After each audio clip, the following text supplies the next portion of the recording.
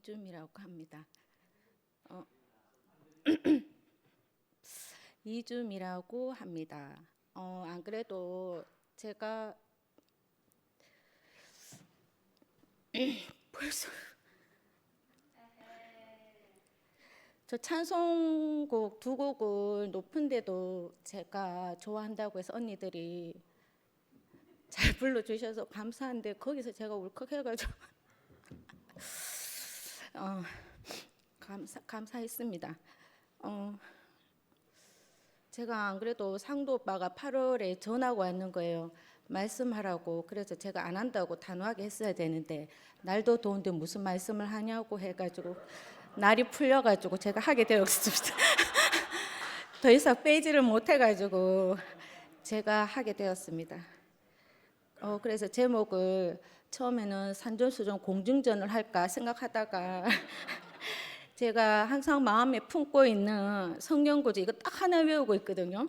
시편 131편 젖을 때 나이가 온몸 품에 있은 것 같이 하게 되었습니다. 제가 뭐부터 제가 이제 교회 오기 전에 과정을 많이 겪었는데 제가 자랄 때는 저희 제 국민학교 일기장에 보면 우리 집은 화목하다.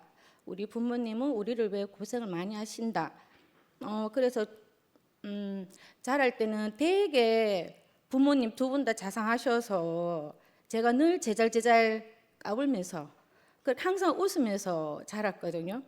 그래서 두 분 다 없이 시작하셨는데도 요구와 통제가 저희한테 전혀 없이 존재로 항상 받아주신 것 같아요. 그래서 부모님이 지금까지 우리 앞에서 사소한 말다툼하는 걸 한 번도 못 봤어요. 그리고 또 희한한 게 그 어릴 때부터 우리 아빠는 우리 엄마를 좋아해. 그걸 제가 느꼈는데 지금 또 저희 아빠가 저희 엄마 힘들어하는 거 잘 챙겨주셔서 늘 감사하고, 그래서 또 엄마는 저한테 친구 같은 엄마고, 근데 희한하게 저희 아들이 입학을 하더니 저한테 엄마는 내 친구 맞지? 이러는 거예요. 그래서 지금은 저희 엄마랑 우리 아들이랑 또 친구처럼 잘 지냅니다. 그래서 제가 이제 어릴 때 들었던 얘기는 저희 부모님 항상 우리 애들 착하다 그렇게 얘기하시고 요구는 없었고, 근데 제가 이제 항상 겁이 많아서 우리 집에서 제일 겁이 많아서 겁쟁이다 이런 소리를 들었고, 그리고 제가 어릴 때부터 기차 화통을 삶아 먹었나 목소리가 크다 어릴 때부터 그 소리를 들었거든요. 근데 저희 엄마가 네 목소리 큰 거 맞지? 근데 한 번도 목소리 낮추라고 얘기한 적이 없다 그러시는 거예요. 그래서 제가 기분이 좋으면 목소리가 많이 커져요. 그리고 제가 이제 그렇게 이제 자라서 집에서 이제 말썽 한 번 없이 잘 이렇게 자라갔다가 이제 제가 대학을 들어갔는데, 제가 고등학교 때 부끄러움이 많아가지고 버스를 제대로 못 탈 정도로 부끄러움이 많았거든요. 근데 이제 대학교 가서 성적이 안 되니까 여대를 가는 거예요. 그래서 여대를 가가지고 이제 남자가 있는 이제 봉사 동아리에 가입해서 이제 그 봉사 활동하면서 그 선배들하고 이렇게 지냈는데, 그 선배들도 너무 다들 범생이처럼 순수하고 착해서 제가 대학교 졸업할 때까지 정말 세상에 걱정 없이 너무 평안하게 잘 지냈거든요. 그러면서 제가 엄마 난 나중에 크면 나중에 나이가 들면 봉사하면서 살 거야 그런 소리까지 제가 했는 거예요. 그러면서 늘 웃으면서 사람들하고 이렇게 잘 지냈습니다. 그러다가 이제 제가 25 이제 졸업을 하고 이제 저한테도 이제 어둠이 오기 시작합니다. 그래서 제가 이제 재난 영화를 찍으러 가는데 10년 안에 재난 영화를 너무 많이 찍어가지고 죽다가 살아났거든요. 그래서 제가 이제 대학 졸업할 때까지는 정말 이렇게 진짜 아무 걱정 없이 좋은 곳만 보고 포시럽게 자라다가 제가 이제 졸업을 하고 이제 남들은 다 결혼을 하는데 제가 연애 재주가 없는 거예요. 그래가지고 선을 그렇게 많이 보다가 소개로 4개월 만에 결혼을 했는 거예요. 그쪽 집에서 자꾸 빨리 결혼시키자고 해가지고 소개를 해서 결혼을 했는데 이제 그때부터 이제 저한테 이제 어둠이 옵니다. 아, 한두 가지가 문제가 아니고 경제적 개념도 없고 무책임하고 미꾸라지 소금 친 것 마냥 성질도 그렇고 처음에는 전혀 몰랐고 성실하고 당장 지금 돈이 없어도 둘이서 그래 알뜰하게 모으면 밥은 먹고 살겠지라고 했는데 그게 이제 정도가 심한 거예요. 그러면서 이제 빚을 져서 작은 집으로 이사하고 빚을 져서 또 작은 집으로 이사하고 이렇게 했는데도 제가 저희 친정이 그래도 저한테 안식처니까 거기에 뿌리를 두고 입줄기가 휘청휘청거려도 제가 버틸 수가 있었거든요. 그래서 제가 이제 부모님 마음 아플까봐 저한테 못 해주는 거 경제적인 게 문제가 된다는 걸 제가 몇 년을 얘기를 안 했는 거예요. 그러다 이제 나중에 이제 그걸 알고 부모님이 많이 놀라셔가지고 아빠가 이제 울컥하면서 네가 우리 때문에 그렇게 참고 살았나? 우리 생각하지 말고 네 하고 싶은 대로 해라. 그렇게 했는데도 이혼을 생각도 안 하고 나만 참고 살면 되지. 그렇게 생각하면서 제가 이제 잘 버텨 나가거든요. 그러다가 이제 이편집으로 가는데 제일 중요한 저희 그러다가 이제 제 안식처 이제 저희 집 친정이 이제 무너지는데 제 남동생이 31살에 뇌주지막한 뇌출혈로 쓰러져서 일주일 만에 세상을 떴어요. 그러니까 제가 이제 의지했던 엄마가 산처럼 거대하고 엄마는 저희들 키우면서 그렇게 고생했는데도 한 번도 짜증을 낸 적이 없고 늘 얘기 다 들어주고 했는데 그 엄마가 내 동생이 일주일 만에 세상을 떠나고 나니까 그 엄마가 쓰러져서 바로 정신병원 입원을 하게 되는 거예요. 그래서 그 장례식 치를 때도 엄마가 계속 기절을 해가지고 장례 치르는 동안에도 간이 침대에 손발 묶어서 있을 정도로 그렇게 나한테 상처럼 컸던 엄마가 완전 무너졌는 거예요. 그래서 제 동생이 또 너무 착한데 잘하기도 했거든요. 가족들한테 다 잘했고 엄마한테 특히 잘했어요. 엄마한테 항상 서울에 이제 학교 때문에 방과하러 갔어도 부모님이 고생해서 우리가 편하게 산다 감사하다 표현을 하고 그리고 누나 둘이 다 시집 가고 나서 제 동생이 엄마한테 엄마 없는 집에 시집 와서 할머니 평생 모시면서 고생만 했는데 내가 할머니 옆에 있을 테니까 엄마하고 아빠하고 둘이 나가서 아파트에 한번 살아보라고 할 정도로 엄마를 되게 챙겼는데 그 동생이 가버리니까 엄마가 완전 그때 정말 힘들어서 그때 내가 남동생을 남편처럼 의지했거든요. 그래서 그때 제 오른쪽 날개 왼쪽 날개가 다 꺾이고 그때 제가 제일 공고해서 그전에는 힘든 거 하나도 없다고 그때 제가 엄마가 일주일 동안 입원을 하고 집에 와서 계속 울면서 죽는다는 소리를 하는데 야 이게 지옥이구나 이게 지옥이구나 그러면서 저는 다 망해가지고 이제 친정에 얹혀 살고 있었고 그때 같이 얹혀 살고 그러다 보니까 위를 보면 자식을 잃은 엄마 아빠가 있어 마음이 아프고 또 자식을 보면 또 아빠가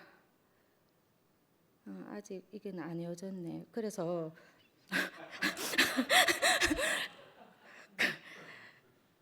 제가 저희 친정이 완전 무너지면서 지옥이 되면서 그때 제가 뿌리채 뽑힌 것 같아요.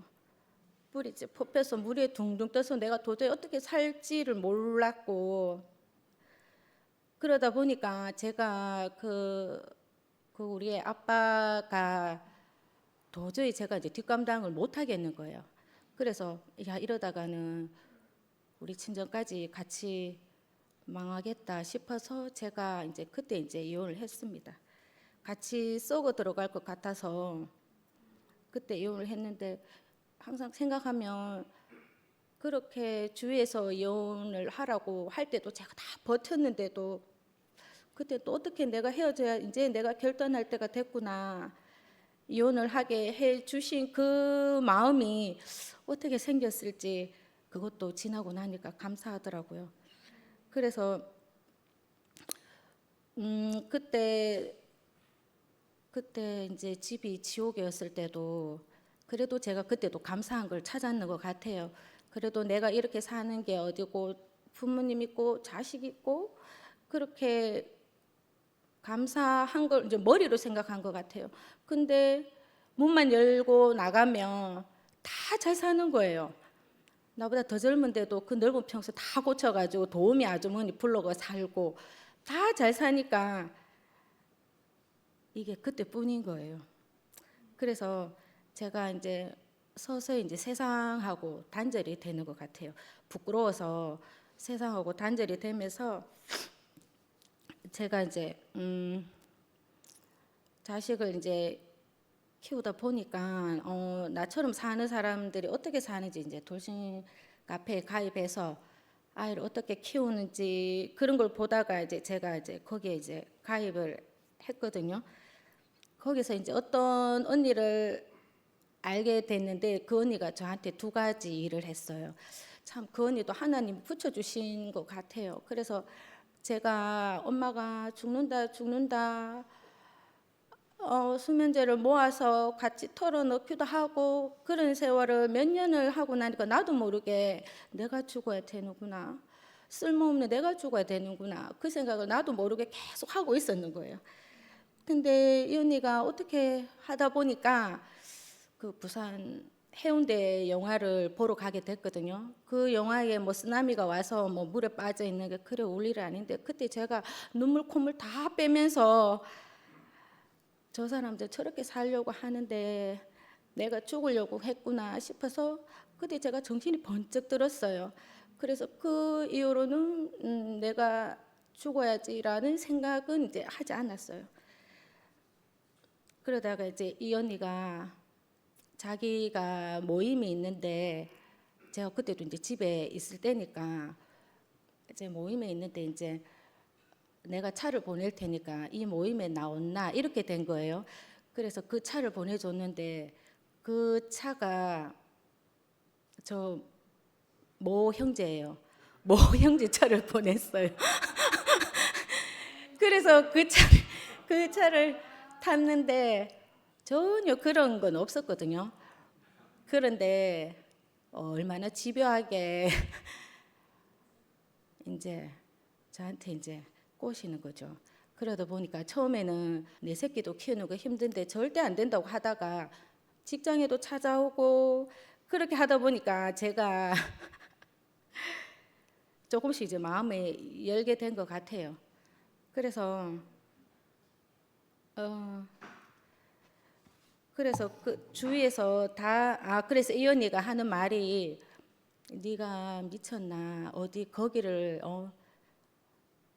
재혼을 하려고 하냐고 저한테 막 그랬거든요. 미쳤다고. 그때 진짜 미친 거 맞았는 것 같아요. 갈수록 그때 제가 진짜 미쳤는 것 같아요. 그래서 그 처음엔 아니라고 했는데 계속 1년 가까이 그랬나 집요하게 얘기하니까, 그래서 제가 저희 부모님이 너무 마음 맞춰서 잘 살고 하니까 저도 조건은 안 좋아도 마음만 맞으면 잘 살 수 있겠지, 그런 기대도 있었던 것 같아요.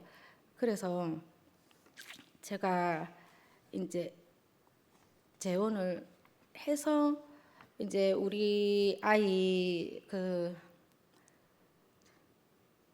우리 아이 그 교육 문제로 대구만 카페에 글을 읽다가 미연이 글을 보고 제가 이제 호세호치 모임에 나갔거든요. 근데 제가 그때는 세상을 완전 단절하고 너무 부끄러운 사람이라서 늘 숨어 지내고 싶은 환경이었거든요. 근데 이제 제가 호세호치 모임에 처음 갔을 때도 제가 이제 제 상황이 이제 다른 사람들하고 다르다고 느끼니까 거기에 나가는 것도 너무 힘들어했어요. 근데도 미연이하고 이렇게 상도 오빠를 보면서 이 사람들한테 내 부끄러운 얘기를 해도 되겠다. 그 마음으로 이제 그 모임에 계속 나가고 하다가 제가 저희 아이 이제 3학년 10살 6월 첫째 주 일요일 이제 교회를 나오게 된 것 같아요. 제가 이제 40살에 이제 교회를 왔거든요. 지금 52살이니까 이제 12년이 되어 갑니다. 그래서 제가 이제 교회에 와서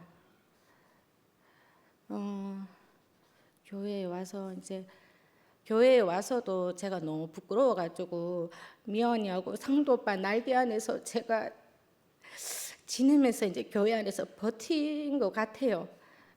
그래서 제가 교회 안에서 말씀 들으면서 잘 살아보려고 아무리 애를 쓰고 해도 그 환경이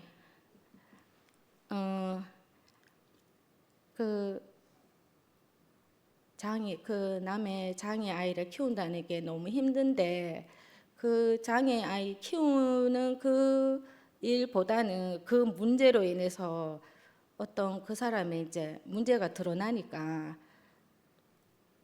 이제 더 이상 살기 힘들어지는 것 같아요. 그래서 제가 교회에서는 잘 살아야지 했었는데도 제가 끝내는 교회에서도 이제 제가 또 이혼을 하게 되면서 제가 그때 이제 우리 아이랑 이사 나오면서 야, 내 인생 끝났구나. 아무리 힘을 쓰고 노력을 해도 안 되는구나. 참아도 안 되고 그때 이제 나로서는 안 되는구나. 그걸 느끼면서 근데 희한하게 이사하고 나서 나는 이제 내 인생 끝난 줄 알고 부끄러워 끝났다고 생각했는데 제가 그때 이사 나오고 나서부터 희한하게 제 마음속에서 자꾸 웃음이 나오는 거예요. 몽글몽글 이상해. 그래 머리로는 제가 지금 내가 이 상황에서 웃으면 안 되는데 자, 머리로는 이 상황에서 내가 웃으면 안 되는데 자꾸 가슴 속에서 웃음이 나고 콧노래가 나오고 이유를 몰랐어요 그때. 그래서 저희 엄마가 저한테 살짝이 그러는 거예요. 교회 사람들이 네 보고 좀 모자란다고 안 카냐? 할 정도로. 분명히 상황은 완전 끝인데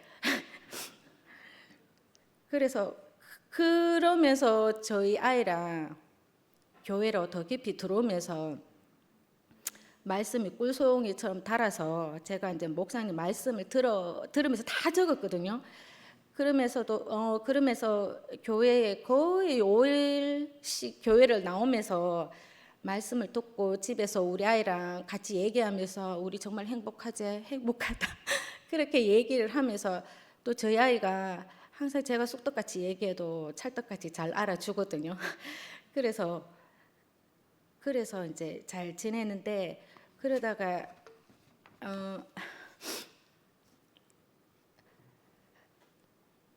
근데 이제 왔다 갔다 하는데 제가 그 교회 와서 얼마나 불안했냐면 미연이 집에 있으면서 언니야 언니 집 거실에서 자고 가면 안 되나? 그 정도로 제가 많이 불안했었거든요. 그렇게 이제 과정을 겪고 나서 이사 나오고 나서 제가 우리 아이 6학년 때 말씀을 막 들으면서 꿀송이처럼 달아서 들으면서 줬고 하다가 어느 날 제가 이제 예수의 자리를 보게 됐습니다. 저만큼 그래서 그 말씀을 듣다가 그 예수의 자리를 봤는데 그 예수가 아, 나의 좋은 생각도 다 필요가 없구나. 그러면서 제가 엉엉 막 껄껄 울었거든요. 그렇게 그 자리를 보고 나서 제가 이제 저한테 이제 변화가 일어나더라고요. 그래서 제가 이제 제일 먼저 변화가 뭐냐면, 제가 교회 와서도 너무 부끄럽고 했었는데, 제일 큰 변화가, 제가 저희 친정에 살 때도 그래도 내가 이렇게 가졌는데 감사해야지라고 했지만, 문만 열고 나가면 비교가 되니까 절망으로, 그때도 출입구로 잘 못 다녔어요. 다른 사람 부끄러워가지고 지하 주차장으로 해서 다른 출입구로 다니고 놀이터에도 못 나갈 정도로, 그렇게 제가 이제 살다가, 제가 이 예수의 자리를 보고 나니까, 아, 내가 주어진 것에 얼마나 감사가 되던지, 그게 제 가슴으로 툭 떨어지면서 너무 기뻤거든요. 그러면서 그때 이후로 제가 나에게 주어지지 않은 거에 대한 욕심이 사라졌습니다. 그래서 저는 그게 너무 신기해요. 그래서 이제 제 환경에 대해서 만족하게 되면서 비교가 아닌 제 자체로 주어진 것에만 이제 만족하는 삶이 됩니다.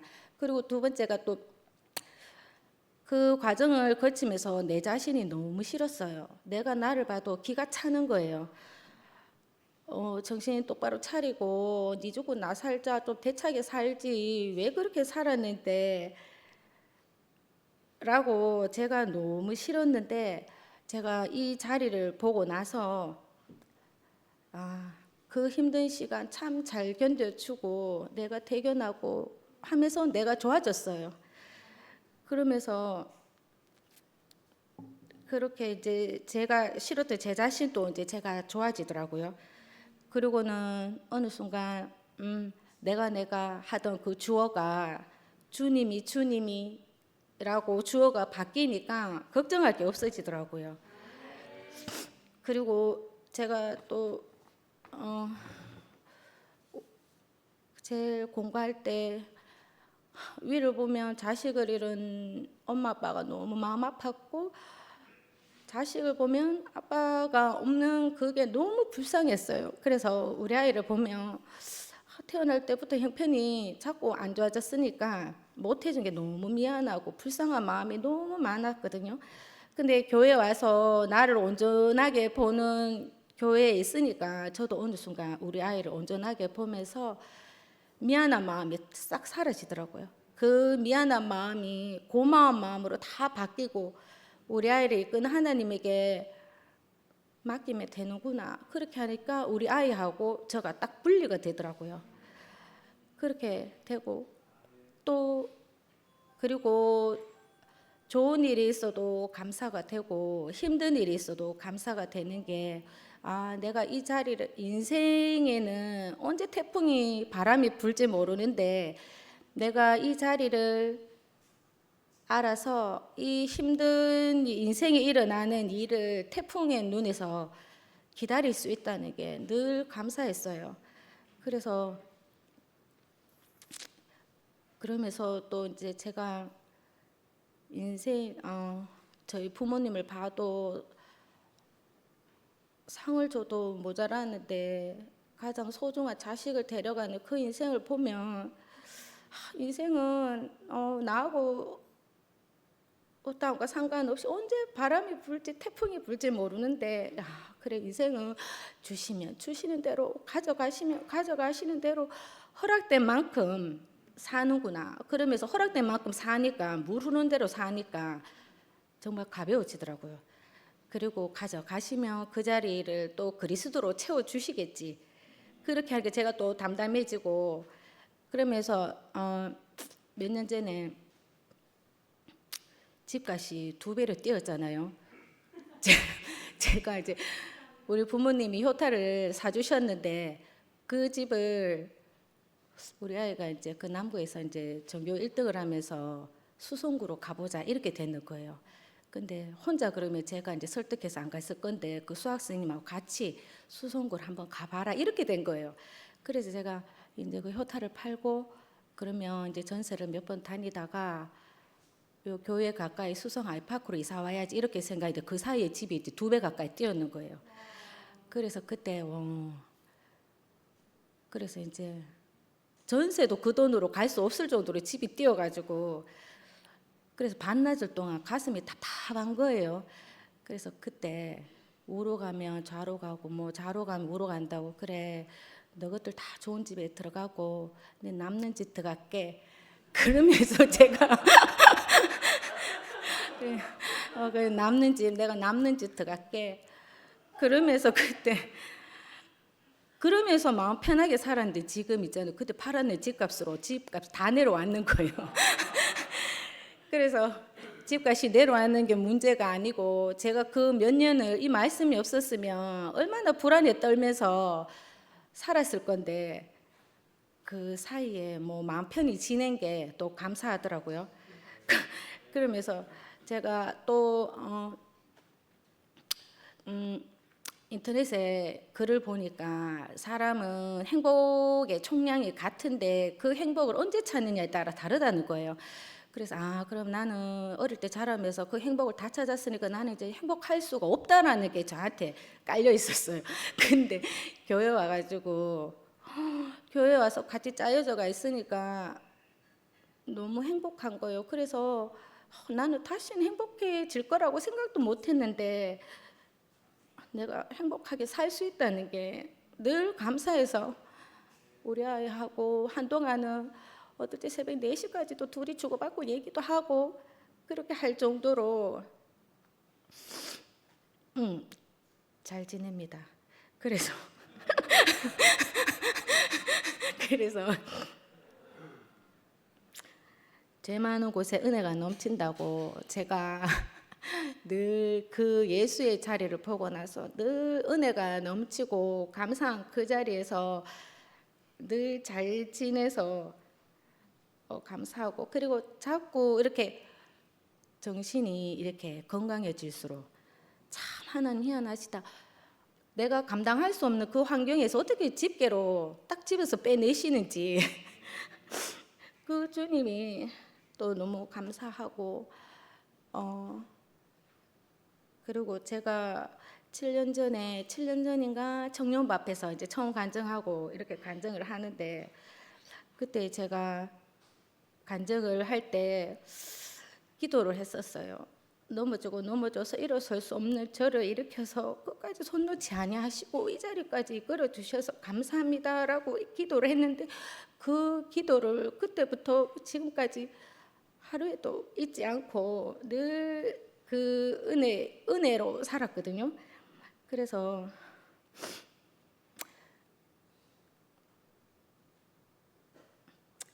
기도하겠습니다.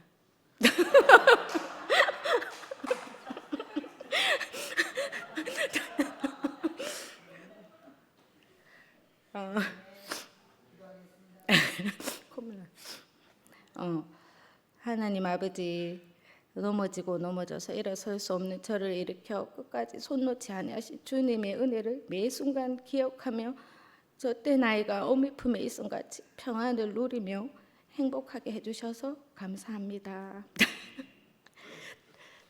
다 했는데.